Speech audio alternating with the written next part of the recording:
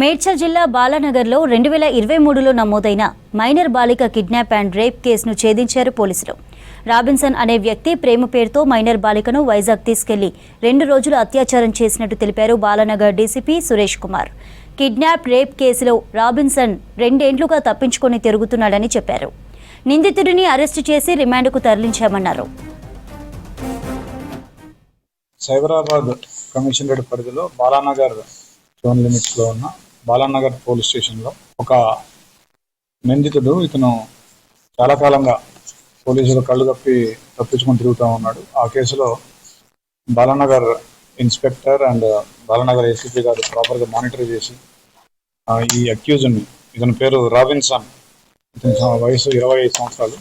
ఇతను చేసిన నేరం ఏంటంటే ఒక మైనర్ అమ్మాయిని మాయమాటలు చెప్పి ఆ అమ్మాయిని కిడ్నాప్ చేసుకొని తీసుకెళ్లి వైజాగ్ లో ఉంచి అక్కడ అమ్మాయిపై అఘాయిత్యానికి పాల్పడ్డాడు, లైంగిక అత్యాచారానికి పాల్పడ్డాడు. తర్వాత ఒరిస్సా కూడా తీసుకెళ్ళినాడు.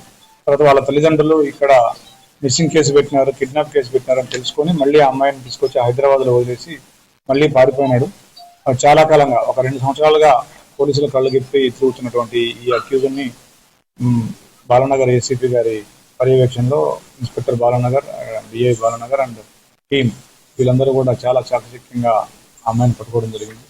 దీంట్లో పిఎస్ఐ కూడా చాలా యాక్టివ్గా వర్క్ చేసినాడు. So I appreciate. సో ఇప్పుడు ఈ నిందితుడిని మనం రిమాండ్కి పంపిస్తూ ఉన్నాము. సో ఈ కేసులో చాకచక్యంగా పనిచేసిన పోలీసులను కూడా అభినందిస్తూ ఉన్నాను.